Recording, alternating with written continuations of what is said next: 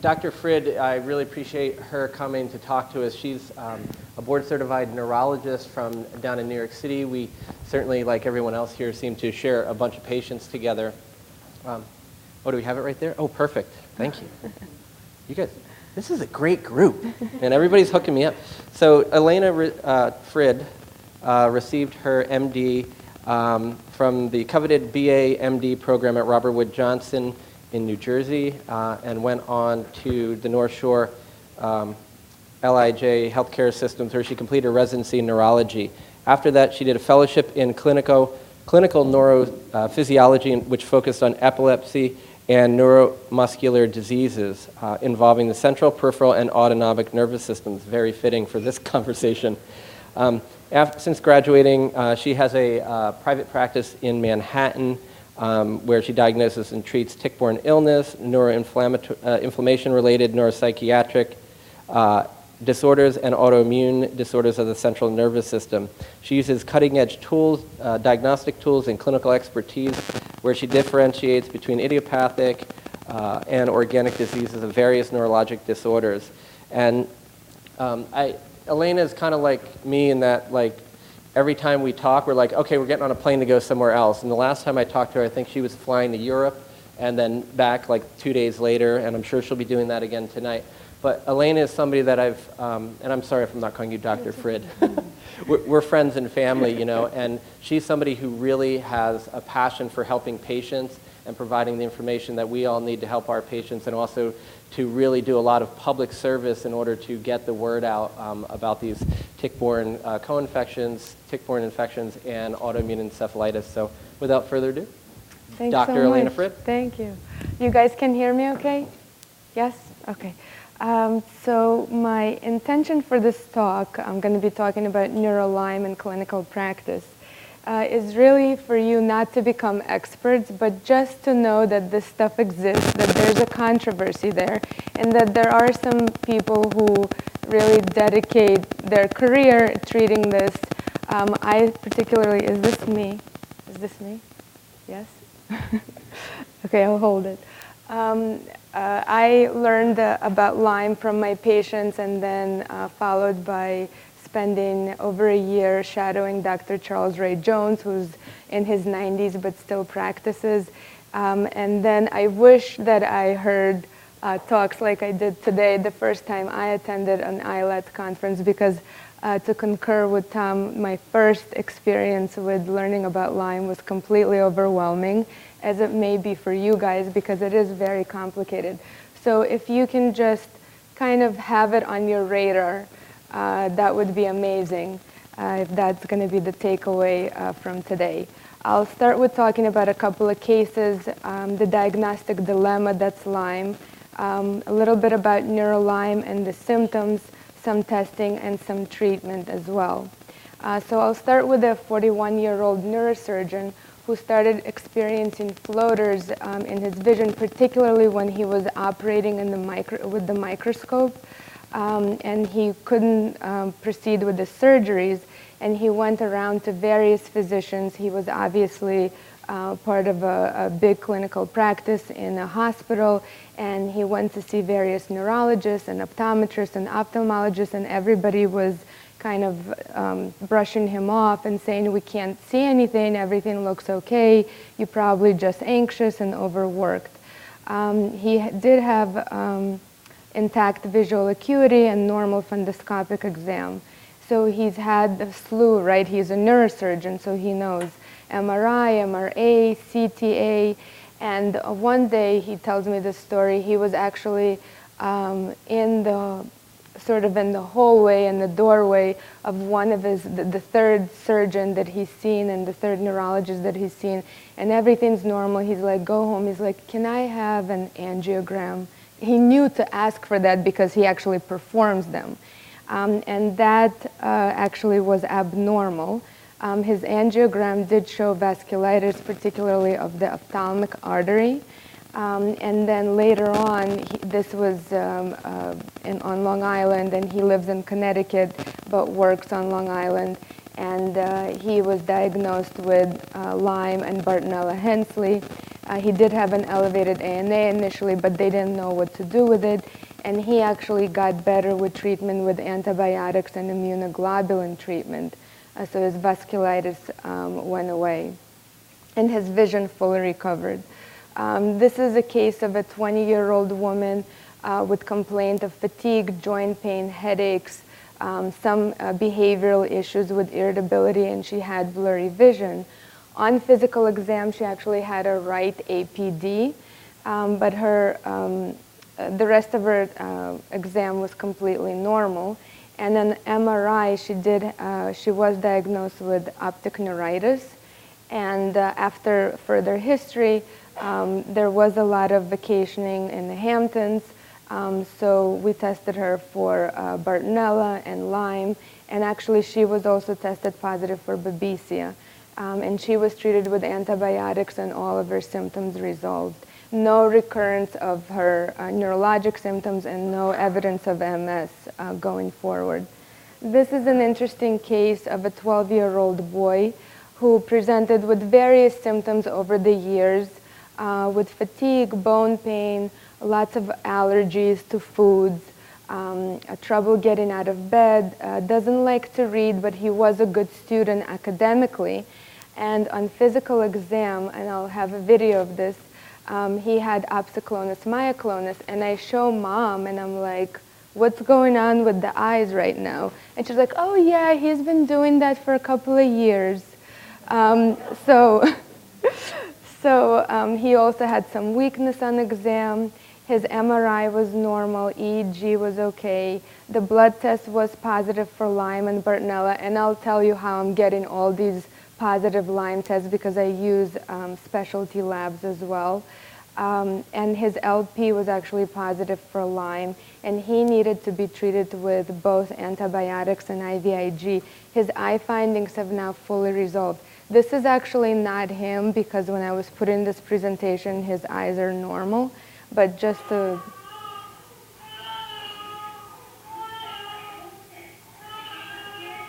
So you see how his eyes are like dancing? This is what the patient was doing.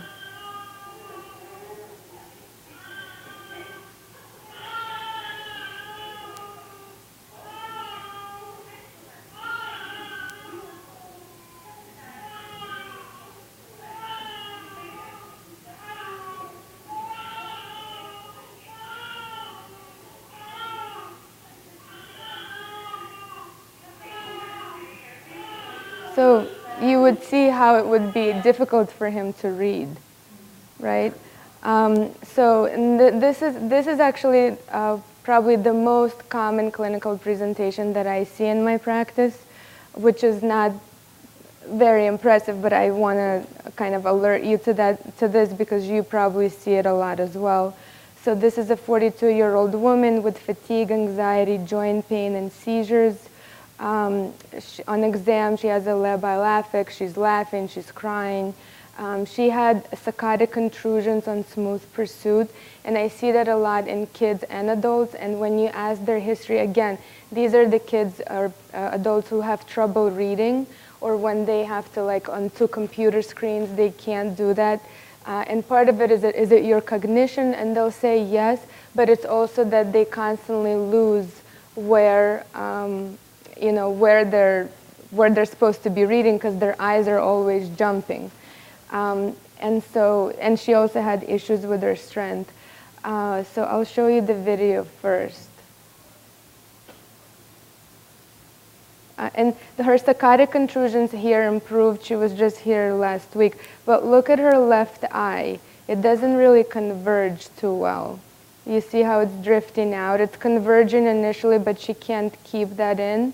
So it's drifting out. And again, that would be difficulty reading because you read up close, and if your eyes are drifting out, that's going to be a complaint. She wound up being tested positive not just for Lyme, Bartonella, and Babesia, but she also had antineuronal antibodies, so autoimmune encephalitis that can sometimes happen, particularly with these patients who don't respond to treatment very well. So she particularly had a voltage-gated potassium channel receptor antibody. and she was again treated with IVIG and antibiotics, and her eyes are improving. And this is something, I don't have a picture of this because you probably see it more so than I do. And he actually came in with a history of a uveitis, not necessarily that he had it at the time of the exam.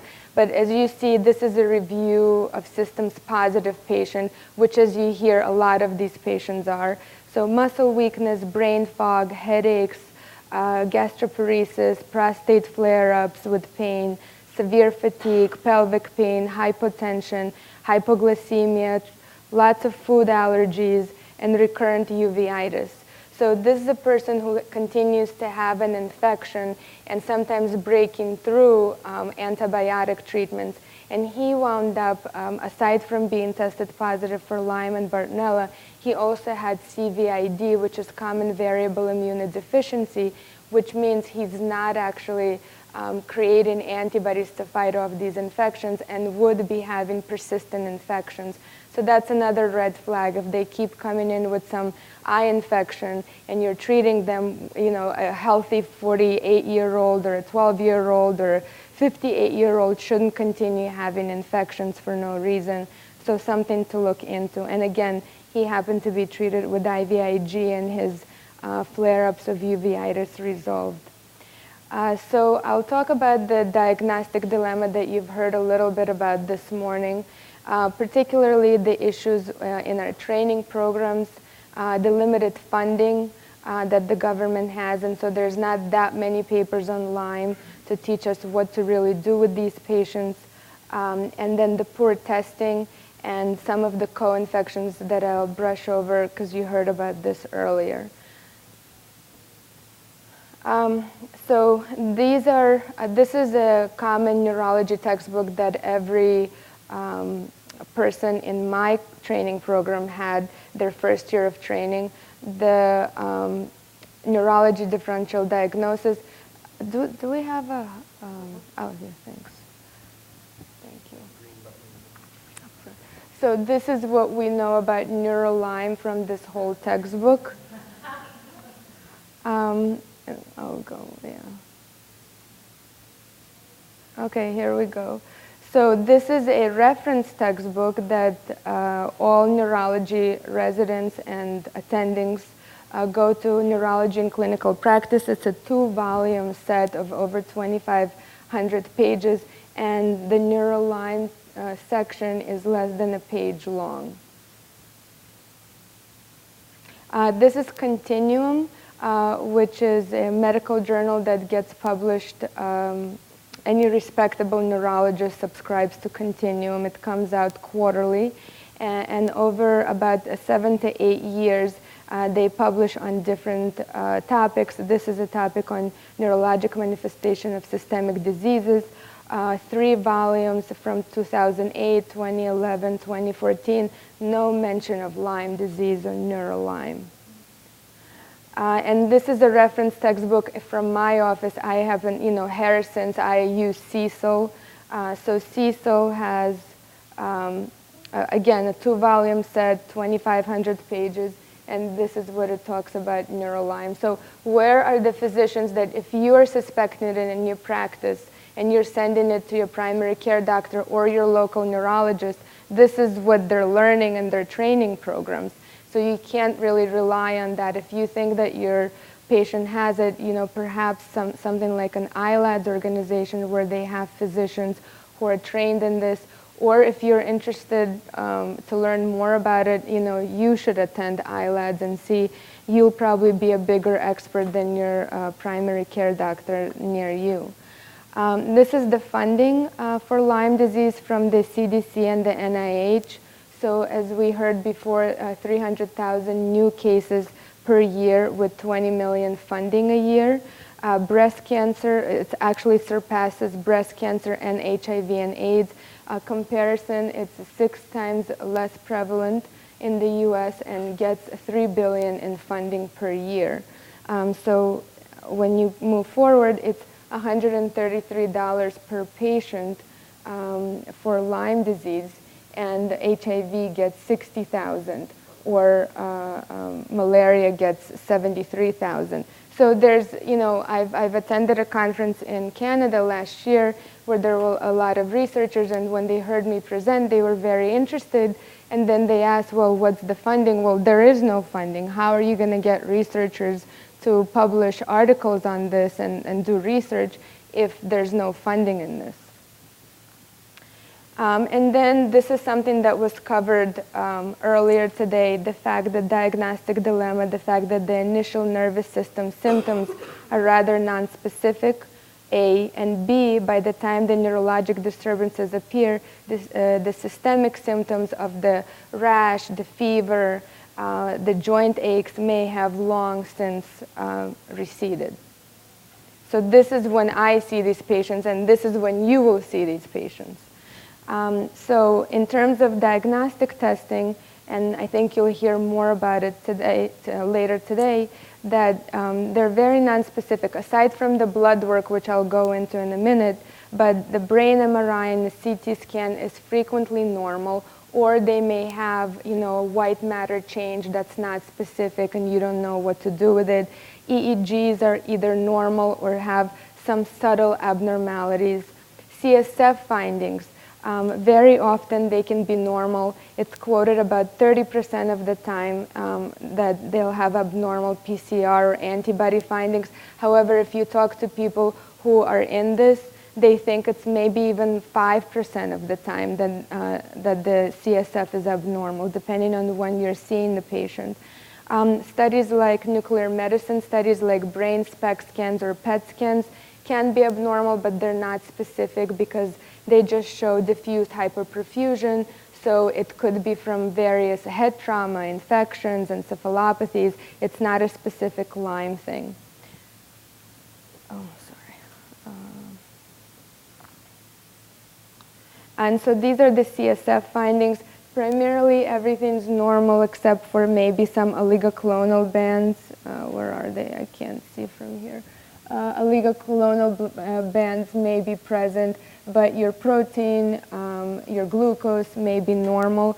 Sometimes they may have elevated intracranial pressure, which if you don't do this, you don't know. It's not routinely taught in neurology to actually measure intracranial pressure when you do cerebrospinal fluids. That was taken out. So you only measure it if you suspect high intracranial pressure, and you actually have to request that specific thing being done. This is something that has been discussed at length earlier today, the fact that many of these infections actually present meaning Lyme disease can present with other co-infections. This is from LymeDisease.org, and you've heard these numbers before. Babesia, Bartonella, about 30% of the time, and some other infections more common. I have to say that 90% of my patients, if not more, present with multiple infections. So just going over, and again, you've heard of this, so Babesia can present with headaches, lethargy, hematologic abnormalities, and there are papers on that. The Bartonella can present with aphasia, encephalopathy, neuropathy, seizures, transverse myelitis. Specifically, Bartonella can present with a lot of neuropsychiatric issues, which is very difficult to deal with these patients because they act very psychiatric, and then you're dealing with a specific issue with them. So it's very often that they get brushed into the psychiatric realm.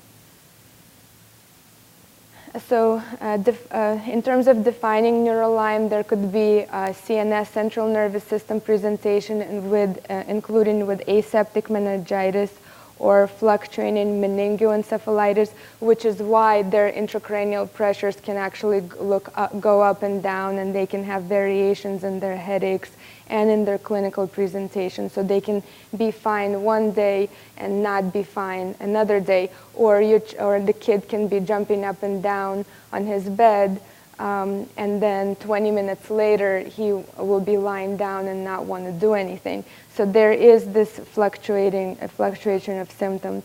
And then there's, of course, a peripheral nervous system presentation with cranial neuropathies and peripheral neuritis as well. And again, just to reiterate that point, that by the time the neurologic disturbances appear, the systemic symptoms and skin lesions may have long since receded, so you have to think of that. So the nervous system symptoms are rather nonspecific, which is part of the problem. There's the headaches, mild stiff neck, nausea, vomiting, malaise, chronic fatigue. And these symptoms can, again, like I said, can be fluctuating over weeks or months and can be the subtle meningitis. They can also have somnolence, irritability, memory impairment, depressed mood, behavioral and psychiatric changes, and this can be indicative of an encephalitis or a meningitis.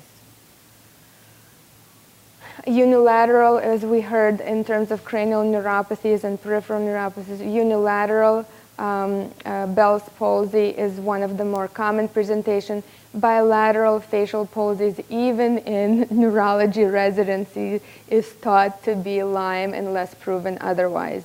But it is hard to diagnose it because you won't know that their face is asymmetric, right? So you have to think of that. Other cranial neuropathies are also seen. It's not just Bell's palsy, as you've heard, optic neuritis, but also other cranial neuropathies, including trigeminal neuralgia and others. Radicular and peripheral nerve lesions. Then there's the Banworth syndrome, that's more common in Europe, involvement of the cauda equina, which is the complete opposite area of where you guys treat, so we'll move on. Then there's Guillain-Barré syndrome, or CIDP, which is a chronic inflammatory demyelinating peripheral neuropathy where they have pain, weakness, difficulty ambulating, and some imbalance.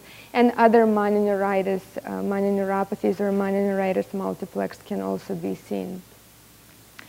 They can also report seizures, choreiform movements where they can't sit still, myoclonic jerks, that's a common presentation. I think that's what you were mentioning with the fasciculation and myoclonic jerks of the muscles, cerebellar ataxia, dementia, myelitic syndrome causing quadriparesis, and many other neurologic presentations. This slide is included to say that I'm assuming you guys do see MS in your practice. So this is virtually indistinguishable from MS lesion, taken from Principles of Neurology, the Bible of neurology textbooks. And they actually mention that Lyme can mimic MS. And this is really due to the pathophysiology of the disease process because of the invasion of the neural tissue by the spirochetes themselves. And then there's also perivascular lymphocytic infiltration, which causes like this leptomeninges and inflammatory process, and then ultimately leading to demyelinating lesions. So again, how does Lyme and some of these infections actually cause pathology? To go over that, so it can be direct infiltration of the spirochete. You can have lymphocytes that infiltrate the blood vessels or even infiltrate the vasa vasorum, meaning the blood vessels that supply the blood vessels, in turn causing vasculitis. And then you can also have involvement of the glial cells. So the oligodendroglia are very important for supportive tissue of the nerve cells. And they can be involved with the infection as well. And then it will cause intense local inflammatory immune response. In some instances, if your immune system is robust, you will see that. But there have been instances where there's not a lot of inflammation, and people had to actually have biopsies of their brain, look under the microscope to see that there's really subtle changes of the inflammatory tissue in the area. And then there's also this molecular mimicry. So there's a thought that our DNA is really made out of bugs, right? Because they've been here for thousands of years before we have, and their DNA has incorporated into our DNA. So when we are exposed to an infection that makes a significant portion of our DNA, we can make antibodies to it, and then it will fight our nervous system or our thyroid or our kidneys or something like that.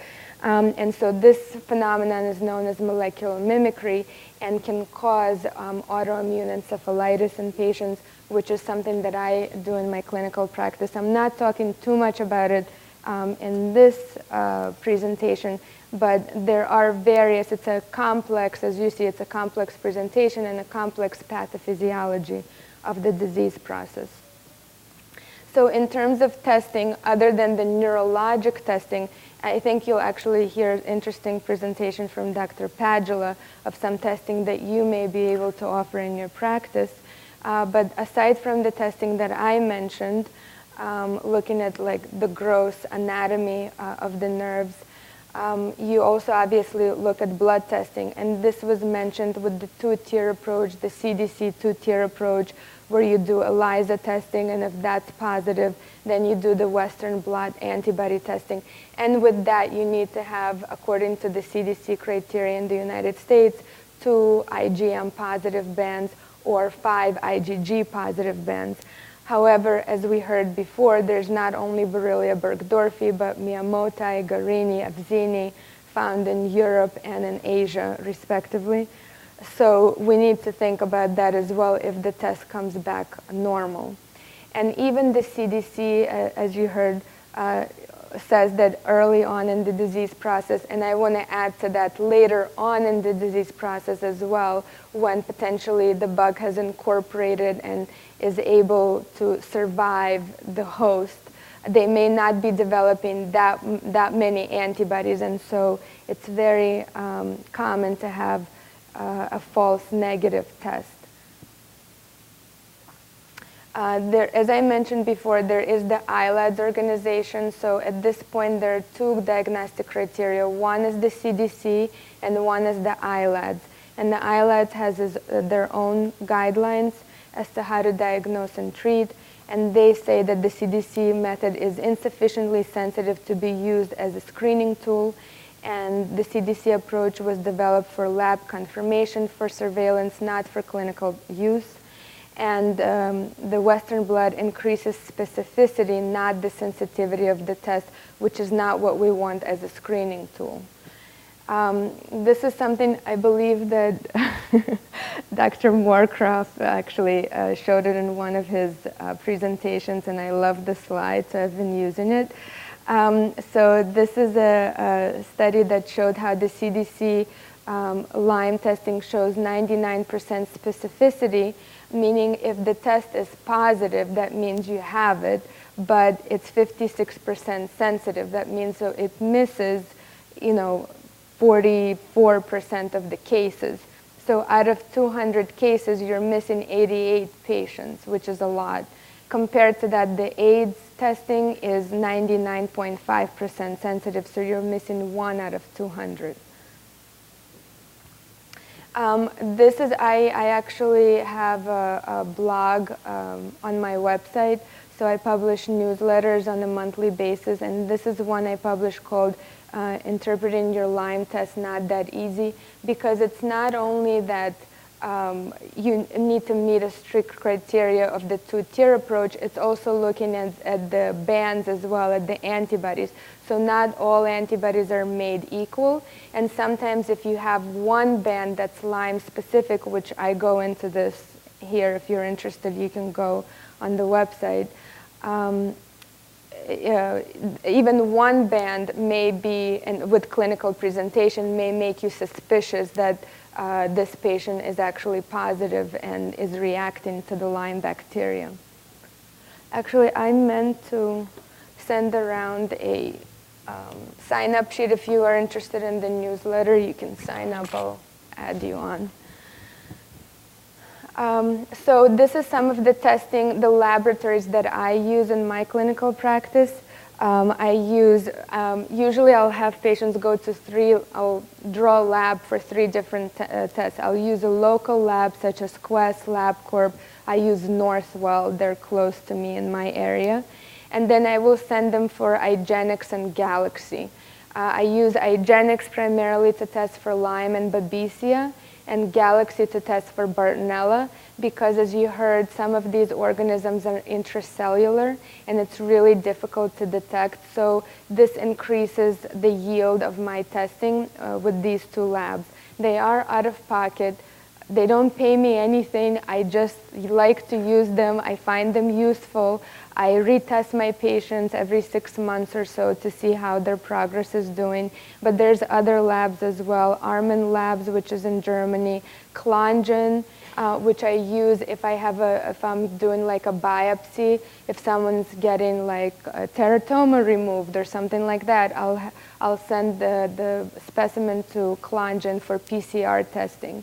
DNA Connections is used. I very seldom use it. It's a urine test, but it's great for kids who don't want to be stuck, and I think it's a good option, maybe for little ones, just to get your foot in the door. And retesting is very important. I think a lot of times my patients will come in and say, I've been tested for Lyme in 2015. I don't have Lyme. No, I mean, this is something that you have to retest regularly. If you're not feeling well, I'm not grabbing you off the street. You're not Michael Phelps or finishing Harvard PhD. You're coming to me because you have medical issues. So if you're having medical issues, let's test. And I also use that as a surveillance to see how we're doing in terms of discontinuing treatment.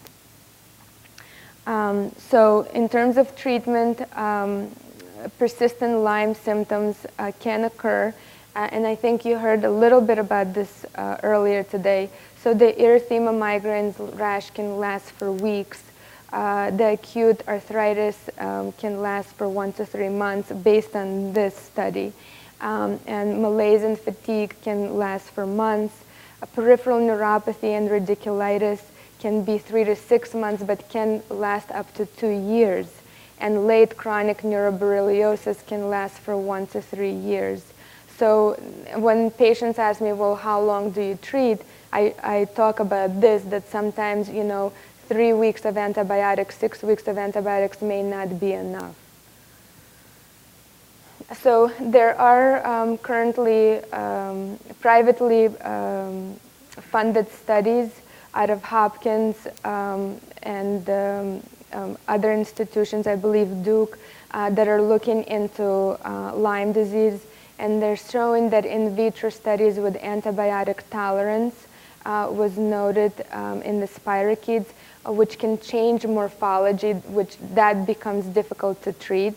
And then Borrelia has a higher persistence rate than E. coli. They didn't find that they're resistant to the antibiotics, but they are persisting in spite of being treated with antibiotics because they can change form. So to eradicate persister forms, tolerant to doxy and amoxicillin combination therapy was recommended on this study. Oh, sorry. Yeah. Okay.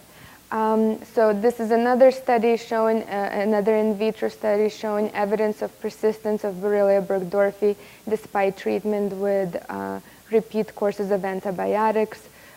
So no Borrelia burgdorferi resistance was identified in this study as well, and require combination of antibiotic treatment. And this could be A, because of the persistence, and B, because they may have, like we mentioned before, you guys are now experts, that they may have other infections going on as well. So like the one doxy for 3 weeks is not going to take care of Babesia and Bartonella, and the Lyme may be changing form, so it didn't kill it off yet because Lyme multiplies every 3 to 4 weeks, and you didn't even kill one life cycle of that bacteria with the 3-week course of antibiotic. And that's why your patient is still sick. So this is a treatment recommendation from the ILADS guidelines, which talks about the fact that there was a benefit of treatment of up to 24 weeks with antibiotics when looking at patients' fatigue, pain, and some neurocognitive dysfunction. And they recommend that 64% in the treatment arm obtained the clinical significant and substantial benefit from additional antibiotic use aside from 3 to 6 weeks of antibiotics. Given the number of clinical variables that must be managed and the heterogeneity within the patient population, clinical judgment is crucial to the provision of patient-centered care. So basically, this statement gives the autonomy to the physician to discuss treatment care as to how long you need to be treating the patient versus just following a strict guideline of 3 weeks and you're cured.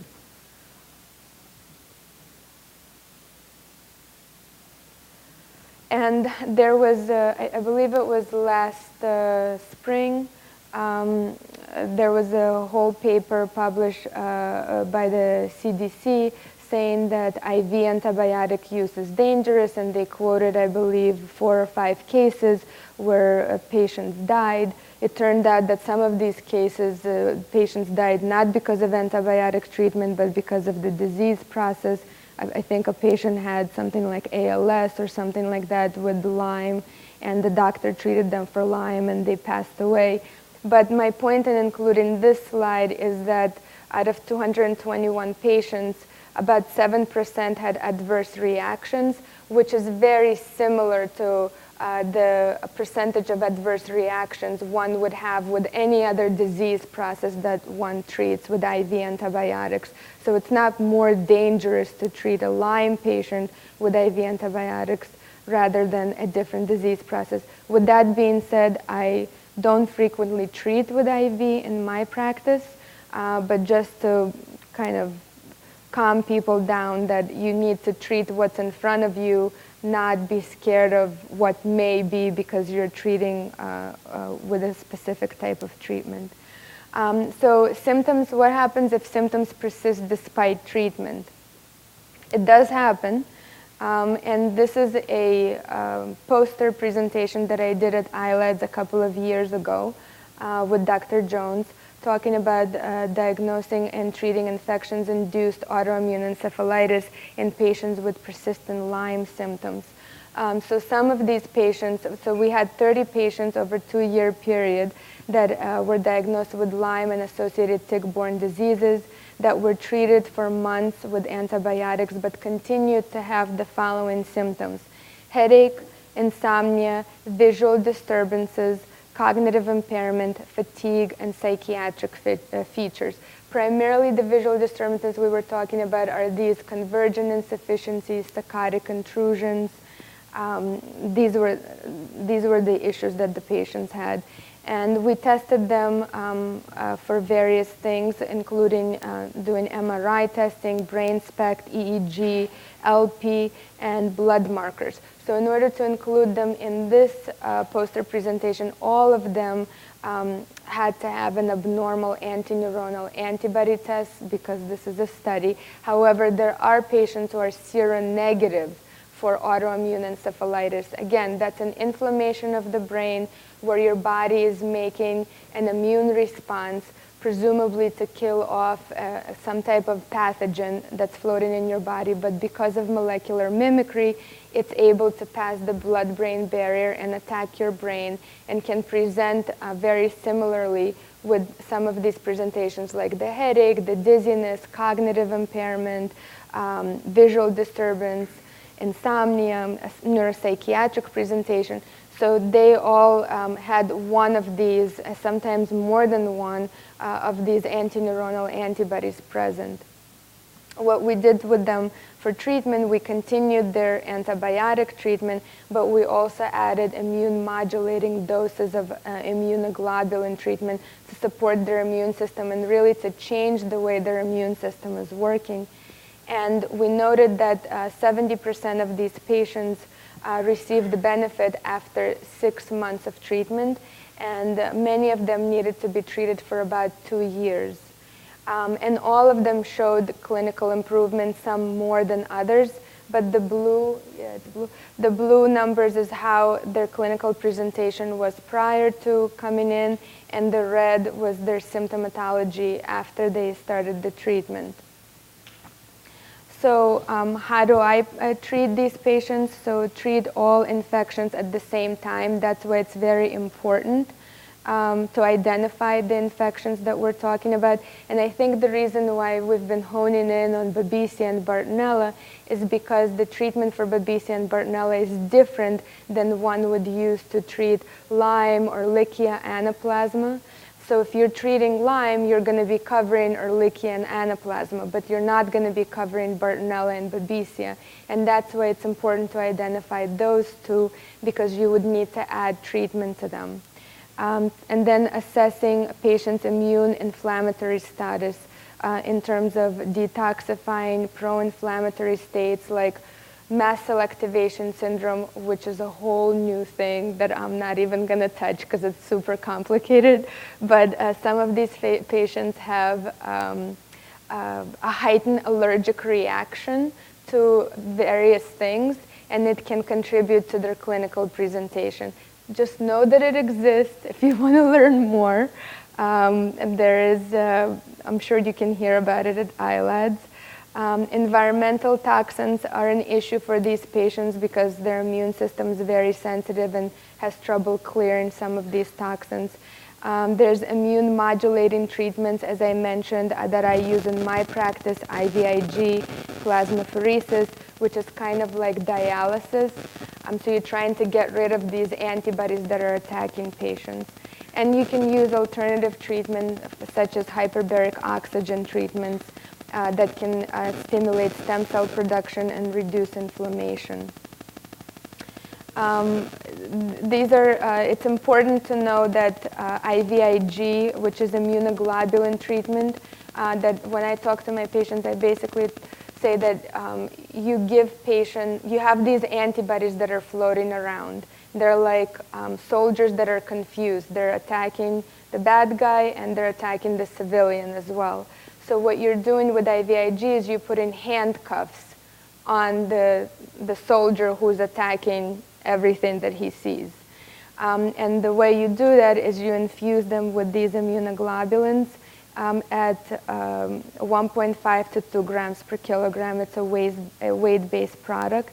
And then if you use plasmapheresis, I use a nephrologist who works with me, and we do about 5 to 6 exchanges over a period of about a week, and then they may need to do that repeatedly over a course of 3 to 6 months to reset their immune system. This just talks about how when you talk sometimes about IVIG, people give different doses because it's an expensive medication. So they kind of give a smaller dose thinking that it's equal, but it's not really equal. You need to give the higher dose to change up the immune system. And this talks about the safety of plasmapheresis and IVIG, that you can give them concomitantly. And in fact, if you do that, you're strengthening the immune system. And some of the mistakes that people have made is you don't treat the infections at the same time as treating the autoimmune process, or you don't give a high enough dose of the IVIG, and then you don't treat for long enough period of time. And often, like the big name institutions who treat autoimmune disorders, they will use immune therapies to lower someone's immune system, like giving them chemotherapy like rituximab. However, just like with steroids, it's not really appropriate for this patient population. So modulating the immune system is much better than lowering the immune system. This is something that I offer for my patients, and they have used this either with their physician or calling by themselves, which we do phone consults because I see patients from all over the country and other parts of the world. So it becomes more accessible to see, well, what's the next step, or what's the best way, like which test should I order before I come to you, because some of these testing takes 6 weeks to come back. So not to waste any time. So this is available. And I'm on social media. I've been actually taking pictures of you guys a little bit. As a crowd, not individually. So I'm on Instagram and Facebook at Dr. Elena Frid.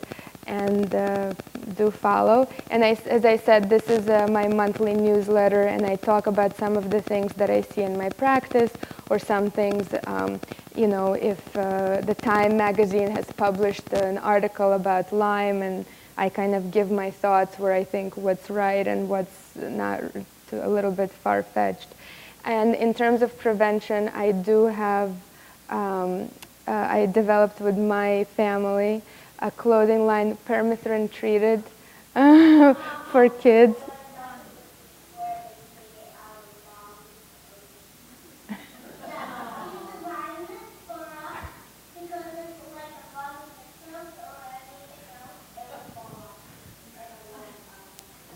Yep.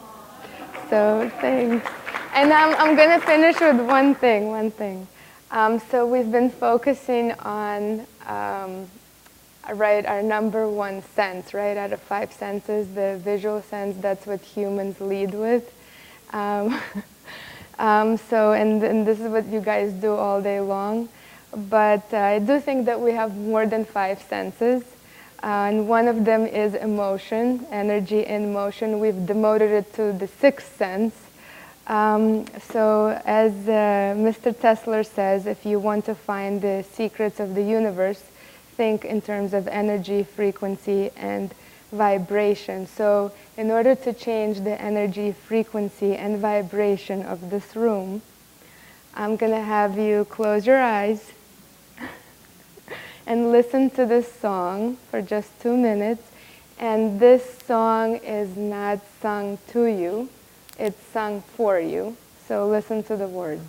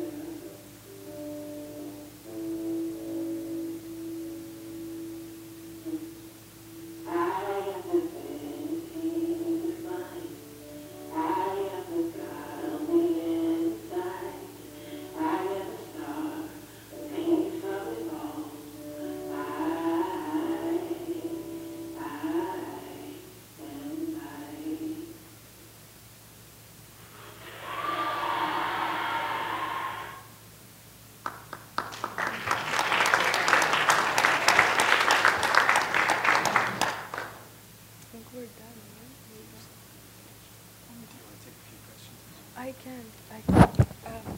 I guess I'm told to take a few questions before we break for lunch. You guys are good? You're all Lyme experts? No? Once you know, you can't unknow. And now you guys know. So you have to think about it, right? You have to think about Lyme when you have a difficult patient. Okay, we're good. Thank you very much.